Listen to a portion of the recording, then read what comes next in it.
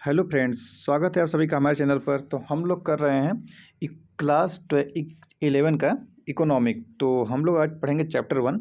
तो देखिए, एनसीईआरटी पढ़ना बहुत ज़रूरी होता है और इसमें हम लोग एनालिसिस करेंगे यूपीएससी और पीसीएस के लिए। तो आप लोग इसको बस ऐसे ही सुनते रहिए और देखते रहिए, ठीक है। तो हम लोग आज पढ़ेंगे इसमें विकास नीतियाँ और अनुभव 1947 से 1990 तक का।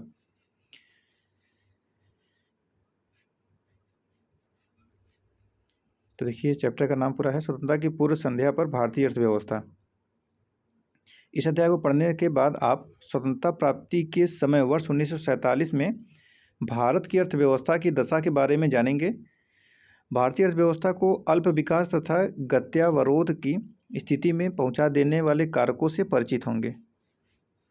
तो चलिए हम लोग ये शुरू करते हैं परिचय से इसके। देखिए, यहाँ पर 1.1 है परिचय इसका। भारत का आर्थिक विकास विषयक इस पुस्तक का मूल उद्देश्य आपको भारतीय अर्थव्यवस्था के मूलभूत विशेषताओं की जानकारी देना और स्वतंत्रता प्राप्ति के बाद से हुए विकास से अवगत कराना है। यद्यपि देश की वर्तमान अवस्था तथा भविष्य की संभावनाओं की चर्चा करते समय उसके आर्थिक अतीत पर ध्यान देना भी उतना ही महत्वपूर्ण होगा, इसलिए हम अपनी चर्चा का आरंभ स्वतंत्रता से पूर्व देश की अर्थव्यवस्था की स्थिति से कर रहे हैं।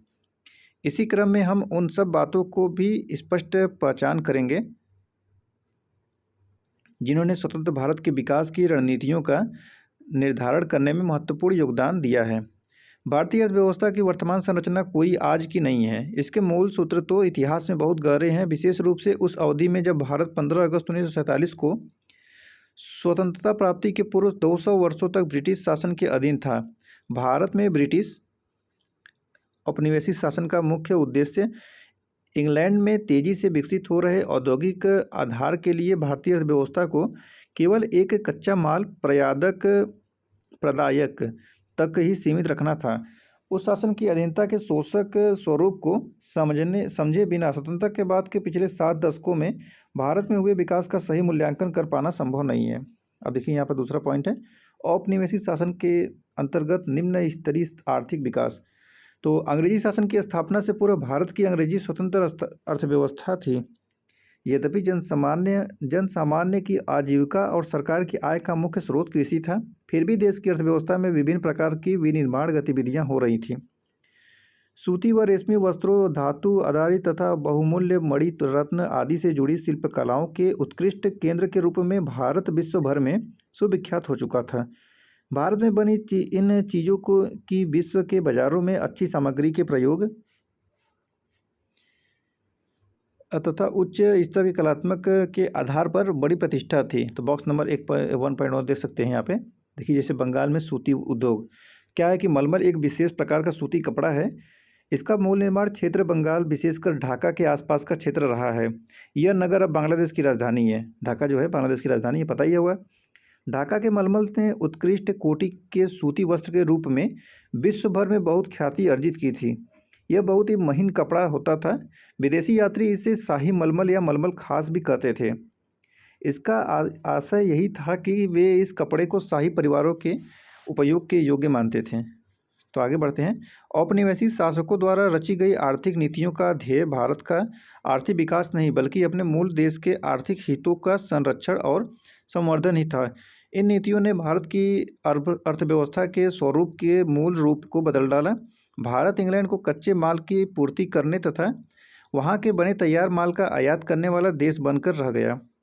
स्वाभाविक ही था कि इस औपनिवेशिक शासकों ने कभी इस देश की राष्ट्रीय तथा प्रति व्यक्ति आय का आकलन करने का भी ईमानदारी से कोई प्रयास नहीं किया। कुछ लोगों ने निजी स्तर पर आकलन किए, पर उनके अनुमानों में बहुत विसंगतियाँ और आपसी मतभेद भी रहे हैं। इन आकलनकर्ताओं में Dadabhai Naoroji, William Digby, Findlay Shirras और डॉक्टर VK RV राव तथा RC देसाई प्रमुख रहे हैं। औपनिवेशिक काल के दौरान डॉक्टर राव द्वारा लगाए गए अनुमान बहुत महत्वपूर्ण माने जाते हैं। फिर भी सभी अध्ययनकर्ता एक बात पर सहमत रहे हैं कि 20वीं शताब्दी के पूर्वार्ध में भारत की राष्ट्रीय आय की वार्षिक समृद्धि दर 2% से कम ही रही है तथा प्रति व्यक्ति उत्पाद वृद्धि दर तो मात्र आधा प्रतिशत ही रह गई है। अब इसका तीसरा पॉइंट है कृषि क्षेत्र। तो ब्रिटिश औपनिवेशिक शासन के अंतर्गत भारत मूलतः एक कृषि अर्थव्यवस्था ही बना रहा। देश की लगभग 85% जनसंख्या जो गांवों में बसी थी, प्रत्यक्ष या परोक्ष रूप से कृषि के माध्यम से ही अपनी रोजी रोटी कमा रही थी। तो बॉक्स नंबर 1.2 को देख सकते हैं। देखिए यहाँ पर जैसे कि ब्रिटिश पूर्व काल में कृषि, देखिए यहाँ पर कृषि का दिख रहा है, तो इसका पढ़ते हैं इसको। 17वीं शताब्दी में भारत आए फ्रांसीसी यात्री बर्नियर ने तत्कालीन बंगाल का इस प्रकार वर्णन किया है। अपने 2 बार के भ्रमण के दौरान बंगाल के विषय में संग्रहित जानकारी के आधार पर मैं कह सकता हूँ कि यह क्षेत्र मिस्र देश से कहीं अधिक समृद्ध है। यहाँ से सूती रेशमी वस्त्र, चावल, शक्कर और मक्खन का प्रचुर मात्रा में निर्यात होता है। यहाँ अपने आंतरिक उपभोग के लिए भी गेहूँ, सब्जियाँ, अनाज, मुर्गे, मुर्गियाँ, बत्तख आदि का भरपूर उत्पादन होता है। यहाँ सूअरों के बड़े बड़े झुंड तथा भेड़ बकरियों के विशाल झुंड भी विद्यमान हैं। इस क्षेत्र में हर प्रकार की मछलियाँ प्रचुरता में उपलब्ध हैं। राजमहल से लेकर समुद्र तक अतीत में परिवहन तथा सिंचाई के लिए गंगा नदी से बहुत यत्न और श्रम पूर्वक काट कर बनाई गई नहरों का जाल बिछा हुआ है। 17वीं शताब्दी में अपने देश की कृषि समृद्धि के बारे में लिखिए। लगभग 200 वर्ष बाद जब ब्रिटिश भारत को छोड़ कर गए तो उस समय की कृषि गतिहीनता के साथ इसकी तुलना कीजिए। तो हम लोग आगे बढ़ते हैं, देखते हैं कि एक बड़ी जनसंख्या का व्यवसाय होने के बाद भी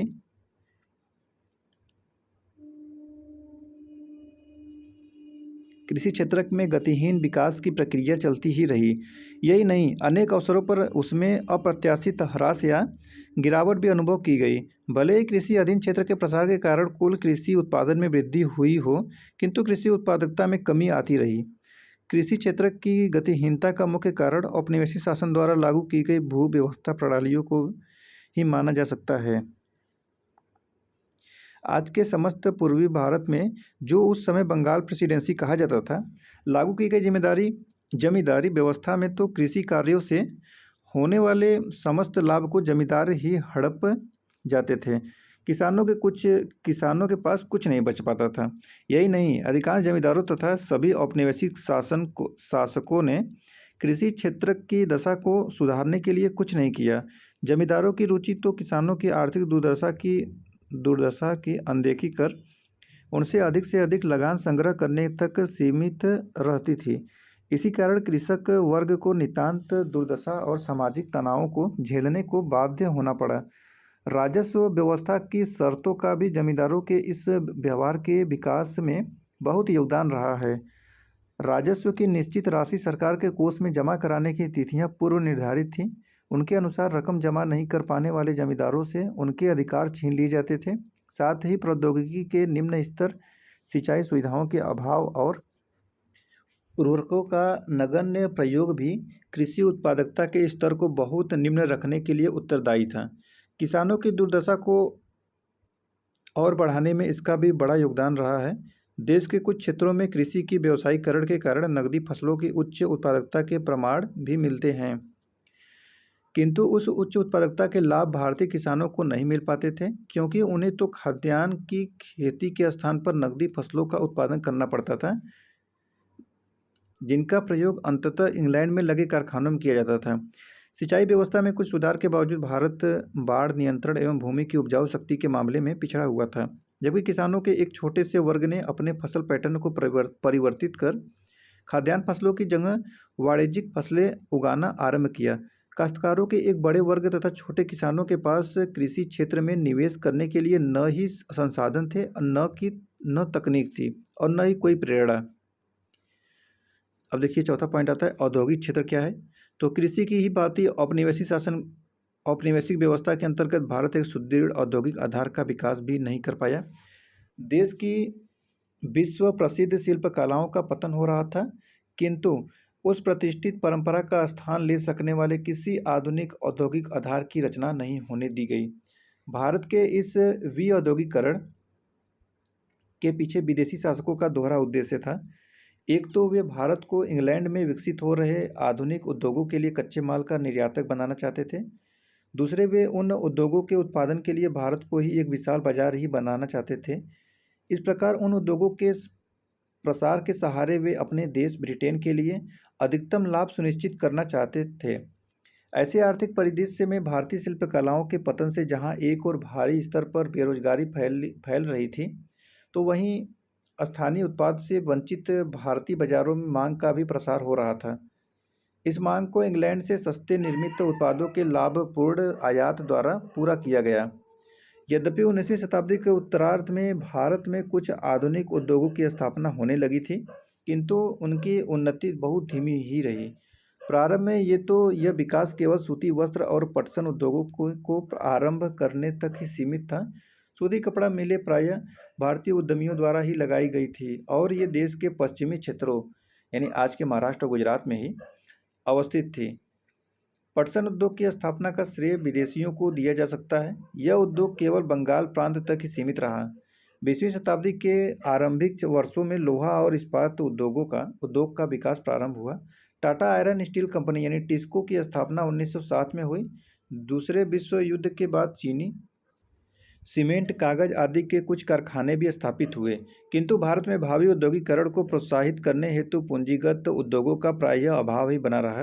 पूंजीगत उद्योग में वे उद्योग होते हैं जो तत्कालिक उपभोग में काम आने वाली वस्तुओं के उत्पादन के लिए मशीनों और कलपुर्जों का निर्माण करते हैं। यत्र तत्र कुछ कारखानों की स्थापना से देश की पारंपरिक शिल्पकला आधारित निर्माणशालाओं के पतन की भरपाई नहीं हो पाई। यही नहीं, नव औद्योगिकरण क्षेत्र की समृद्धि दर बहुत ही कम थी और सकल घरेलू देशी उत्पाद या सकल वर्धित मूल्य में उसका योगदान भी बहुत कम रहा। इस नए उत्पाद क्षेत्र की एक अन्य महत्वपूर्ण कमी यह थी कि इसमें सार्वजनिक क्षेत्र का कार्यक्षेत्र भी बहुत कम रहा। वास्तव में ये क्षेत्र प्रायः रेलों, विद्युत उत्पादन, संचार, बंदरगाहों और कुछ विभागीय उपक्रमों तक ही सीमित थे। अब आता है पांचवा पॉइंट, विदेशी व्यापार। तो विदेशी व्यापार के बारे में जानते हैं। प्राचीन समय से ही भारत एक महत्वपूर्ण व्यापारिक देश रहा है, किंतु औपनिवेशिक सरकार द्वारा अपनाई गई वस्तु उत्पादन, व्यापार और सीमा शुल्क की प्रतिबंधकारी नीतियों का भारत के विदेशी व्यापार की संरचना, स्वरूप और आकार पर बहुत प्रतिकूल प्रभाव पड़ा। परिणाम स्वरूप भारत कच्चे उत्पाद जैसे रेशम, कपास, ऊन, चीनी, नील और पटसन आदि का निर्यातक होकर रह गया। साथ ही यह सूती, रेशमी, ऊनी वस्त्रों जैसी अंतिम उपभोक्ता वस्तुओं और इंग्लैंड के कारखानों में बनी हल्की मशीनों आदि का आयातक भी हो गया। व्यवहारिक रूप से इंग्लैंड ने भारत के आयात निर्यात व्यापार पर अपना एकाधिकार जमाए रखा। भारत का आधे से अधिक व्यापार तो केवल इंग्लैंड तक सीमित रहा। शेष कुछ व्यापार चीन, श्रीलंका और ईरान से भी होने दिया जाता था। स्वेज नहर का व्यापार मार्ग खोलने से तो भारत के व्यापार पर अंग्रेजी नियंत्रण और भी सख्त हो गया, यानी जो स्वेज नहर खुला तब। विदेशी शासन के अंतर्गत भारतीय आयात निर्यात को सबसे बड़ी विशेषता निर्यात अधिशेष का बड़ा आकार रहा, किंतु इस अधिशेष की भारतीय अर्थव्यवस्था को बहुत भारी लागत चुकानी पड़ी। देश के आंतरिक बाजारों में अनाज, कपड़ा और मिट्टी का तेल जैसी अनेक आवश्यक वस्तुएं मुश्किल से उपलब्ध हो पाती थी। मतलब ये सब जो है ना कि अनाज, कपड़ा, मिट्टी का तेल, ये सब बहुत मुश्किल से उपलब्ध होती थी। और यही नहीं, इस निर्यात अधिशेष का देश में सोने और चांदी के प्रवाह पर भी कोई प्रभाव नहीं पड़ा। वास्तव में इसका प्रयोग तो अंग्रेजों की भारत पर शासन करने के लिए गढ़ी गई व्यवस्था का खर्च उठाने में ही हो जाता था। मतलब जो अंग्रेजों का जो खर्चा होता था उसी में इन सब खर्च हो जाते थे। अंग्रेजी सरकार के युद्धों पर व्यय तथा अदृश्य मदों के आयात पर व्यय के द्वारा भारत की संपदा का दोहन हुआ। मतलब जो अब यहाँ पर अंग्रेजी शासन करते थे तो उन सभी का सैलरी वगैरह भी भारत के खर्चे से ही दिया जाता था। तो यहाँ पर उसका बहुत सारा संपदा, यहाँ पे जो भारत की संपत्ति थी, इसका बहुत दोहन सब किए। अब यहाँ पे देखते हैं छठवां पॉइंट है जननांग परिस्थिति। तो ब्रिटिश भारत की जनसंख्या के विस्तृत ब्यौरे सबसे पहले 1881 की जनगणना के तहत एकत्रित किए गए। यद्यपि इसकी कुछ सीमाएं भी थी, फिर भी इसमें भारत की जनसंख्या समृद्धि की विषमता बहुत स्पष्ट थी। बाद में प्रत्येक 10 वर्ष बाद जनगणना होती रही। वर्ष 1921 के पूर्व का भारत जननांगी संक्रमण के प्रथम सोपान में था। द्वितीय सोपान का आरंभ 1921 के बाद माना जाता है, किंतु उस समय तक न तो भारत की जनसंख्या बहुत विशाल थी और न ही उसकी समृद्धि दर बहुत अधिक थी। सामाजिक विकास के विभिन्न सूचक भी बहुत उत्साहवर्धक नहीं थे। कुल मिलाकर साक्षरता दर तो 16% से भी कम नहीं था। इसमें महिला साक्षरता दर नगण्य केवल 7% आंकी गई थी। जन स्वास्थ्य सेवाएं तो अधिकांश को सुलभ ही नहीं थी। जहाँ ये सुविधाएं उपलब्ध थी उपलब्ध थी भी वहाँ नितांत ही अपर्याप्त थी। परिणाम स्वरूप जल और वायु के सहारे फैलने वाले संक्रमण रोगों का प्रकोप था, उनसे व्यापक जनहानि होना एक आम बात थी। कोई आश्चर्य नहीं कि उस समय सकल मृत्यु दर बहुत ऊंची थी। अब विशेष रूप से शिशु मृत्यु दर अधिक चौंकाने वाली थी। मतलब उस समय कितने मृत्यु हो रहे थे, कितने क्या हो रहे थे, उसका कोई अंदाजा ही नहीं चल रहा था। और अंग्रेजों को इससे कोई मतलब ही नहीं, और वो अपने ही दोहन में लगे हुए थे कि जितना कितना माल लूट सके। इस सब पे किसी का न कोई सरकारी योजनाएं शुरू करना है, न किसी कोई जनता को कुछ देना है, सिर्फ जितना पैसा लूट सको लूटने के चक्कर में सब पड़े हुए थे। आज भले ही हमारे देश में शिशु मृत्यु दर 33 प्रति 1000 हो गई है, पर उस समय तो ये 218 प्रति 1000 थी। सोचिए 218 प्रति 1000। जीवन प्रत्याशा स्तर आज के 69 वर्ष की तुलना में केवल 32 वर्ष ही था। विश्वस्त समझ रहे हैं कि इस समय 69 वर्ष इंसान जितने हैं कि 69 वर्ष तक जीते हैं, लेकिन उस समय 32 वर्ष हो गया था। विश्वस्त आंकड़ों के अभाव में यह कह पाना कठिन है कि उस समय गरीबी का प्रसार कितना था। इसमें कोई संदेह नहीं है कि औपनिवेशिक शासन के दौरान भारत में अत्यधिक गरीबी व्याप्त थी। परिणाम स्वरूप भारत की जनसंख्या की दशा और भी बदतर हो गई थी। ये देखिए झुग्गी जो यहाँ पे क्या बोलते हैं, झुग्गी झोपड़ी।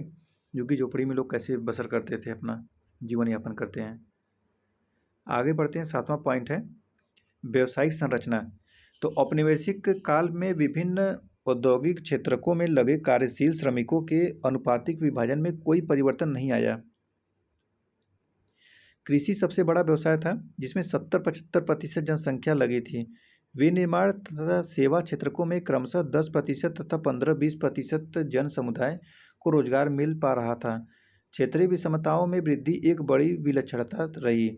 उस समय की मद्रास प्रेसिडेंसी आज के तमिलनाडु, आंध्र, कर्नाटक और केरल प्रांतों के क्षेत्रों, मुंबई और बंगाल के कुछ क्षेत्रों में कार्यबल की कृषि क्षेत्र पर निर्भरता में कमी आ रही थी। विनिर्माण तथा सेवा क्षेत्रकों का महत्व तदनुरूप बढ़ रहा था, किंतु उसी अवधि में पंजाब, राजस्थान और उड़ीसा के क्षेत्रों में कृषि में लगे श्रमिकों के अनुपात में वृद्धि आकी गई। और अब 8वां पॉइंट आता है आधारित संरचना। तो औपनिवेशिक शासन के अंतर्गत देश में रेल, पत्तन, जल परिवहन, डाक तार आदि इन सब का विस्तार किया गया था, विकास हुआ था उस टाइम। इसका देश जन सामान्य को अधिक सुविधाएं प्रदान करना नहीं था। मतलब ये नहीं कि ये सब जनता के लिए हो रहा था, ये कार्य तो औपनिवेशिक हित के साधन के देश से किए गए थे। मतलब कि अपने औपनिवेशिक काल का मतलब कितना माल आयात कर सके, कितना जल्दी से जल्दी आयात, कच्चे माल को यहाँ से लेके जाएं और पक्के माल को यहाँ पर भेजें, इसके लिए था। देखिए आगे पढ़ते हैं कि अंग्रेजी शासन से पहले बनी सड़कें आधुनिक यातायात साधनों के लिए उपयुक्त नहीं थी। जो सड़कें उन्होंने बनाई, उनका देवी देश के भीतर उनकी सेनाओं की आवागमन की सुविधा तथा देश के भीतरी भागों से कच्चे माल को निकटतम रेलवे स्टेशन या पत्तन तक पहुंचाने में सहायता करना मात्र था।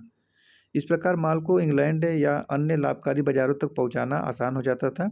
ग्रामीण क्षेत्रों तक माल पहुंचाने में सक्षम सभी मौसम में उपयोग होने वाले सड़क मार्गों का अभाव निरंतर बना ही रहा। वर्षा काल में तो यह अभाव और भी भीषण हो जाता था। स्वाभाविक ही था कि प्राकृतिक आपदाओं और अकाल आदि की स्थिति में ग्रामीण क्षेत्रों में बसे देशवासियों की जीवन कठिनाइयों के कारण दुभर हो जाता था। अंग्रेजों ने 1850 में भारत में रेलों का आरंभ किया। 1850 यानी कि उसमें डलहौजी का समय, याद है कि नहीं सर, डलहौजी। तो यही उनका सबसे महत्वपूर्ण योगदान माना जाता है। रेलों ने भारत की अर्थव्यवस्था की संरचना को 2 महत्वपूर्ण तरीकों से प्रभावित किया। एक तो इससे लोगों को भू क्षेत्रीय एवं सांस्कृतिक व्यवधानों को कम कर आसानी से लंबी यात्राएं करने के अवसर प्राप्त हुए। तो दूसरी ओर भारतीय कृषि के व्यावसायीकरण को बढ़ावा मिला, किंतु इस व्यावसायीकरण का भारतीय ग्रामीण अर्थव्यवस्थाओं की आत्मनिर्भरता के स्वरूप पर विपरीत प्रभाव पड़ा। देखिए यहाँ पर मुंबई थाने को जोड़ने वाला ये पहला रेल पुल है। देखिए कैसे रेल पुल बनाया गया और कैसे ट्रेन चल रही है।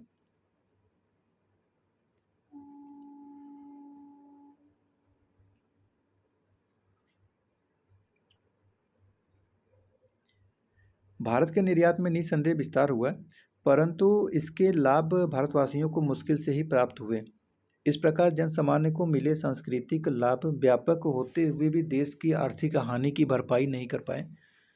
सड़कों तथा रेलों के विकास के साथ साथ औपनिवेशिक व्यवस्था ने आंतरिक व्यापार तथा समुद्री जलमार्गों के विकास पर भी ध्यान दिया, किंतु ये उपाय बहुत संतोषजनक नहीं थे। उस समय के आंतरिक जलमार्ग अलाभकारी सिद्ध हुए। उड़ीसा के तटवर्ती नहर इसके विशेष उदाहरण है।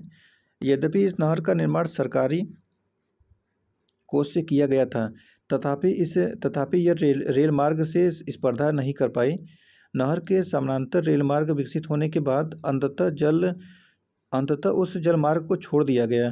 भारत में विकसित की गई महंगी तार व्यवस्था का मुख्य ध्येय तो कानून व्यवस्था को बनाए रखना ही था। दूसरी ओर डाक सेवाएं अवश्य जनसामान्य को सुविधा प्रदान कर रही थी, किंतु वे बहुत ही अपर्याप्त थी। आधारित संरचनाओं की वर्तमान व्यवस्था के विषय में आपको अध्याय 8 में जानकारी दी जाएगी। तो आते हैं अब लास्ट में निष्कर्ष देखते हैं। देखिए यहाँ पर 1.5 में देख लीजिए, ये चित्र में टाटा एयरलाइन है, जो कि टाटा सन्स के विभाग के रूप में इस कंपनी की स्थापना 1932 में भारत में उड्डयन क्षेत्र की नींव रखी थी। आइए निष्कर्ष देखते हैं क्या है। तो स्वतंत्रता प्राप्ति तक 200 वर्षों के विदेशी शासन का प्रभाव भारतीय अर्थव्यवस्था के प्रत्येक आयाम पर अपनी पैठ बना चुका था। कृषि क्षेत्र पहले से ही अत्यधिक श्रम अधिशेष के भार से लदा था। उसकी उत्पादकता स्तर भी बहुत कम था। औद्योगिक क्षेत्र भी आधुनिकीकरण, वैविध्य, क्षमता संवर्धन और सार्वजनिक निवेश में वृद्धि की मांग कर रहा था। विदेशी व्यापार तो केवल इंग्लैंड की औद्योगिक क्रांति को पोषित कर रहा था। प्रसिद्ध रेलवे नेटवर्क, सभी आधारिक संरचनाओं में उन्नयन, प्रसार तथा जनोन्मुखी विकास की आवश्यकता थी। व्यापक गरीबी और बेरोजगारी भी सार्वजनिक आर्थिक नीतियों को जन कल्याणोन्मुखी बनाने का आग्रह कर रही थी। संक्षेप में देश में सामाजिक और आर्थिक चुनौतियां बहुत अधिक थीं। तो देखिए यहाँ पर क्रियात्मक दिया गया है, इसको पढ़ लीजिएगा आप लोग। हम लोग आगे बढ़ते हैं। पुनरावर्तन वीडियो रोक कर इसको पढ़िएगा। और अब आगे आता है अभ्यास प्रश्न। जैसे पहला क्वेश्चन है, भारत में औपनिवेशिक शासन की आर्थिक नीतियों का केंद्र बिंदु क्या था और नीतियों का प्रभाव बताना है। तो देखिए क्वेश्चन करना चाहे तो आप लोग कर सकते हैं क्वेश्चन को। तो इस प्रकार देखिए पहला चैप्टर समाप्त होता है और हम लोग अब पढ़ेंगे चैप्टर 2। तो चैप्टर 1 का नाम याद रखिए, स्वतंत्रता के पूर्व संध्या पर भारतीय अर्थव्यवस्था। तो चलिए हम लोग फिर मिलते हैं नेक्स्ट वीडियो में। तो तक धन्यवाद, आपका दिन शुभ हो।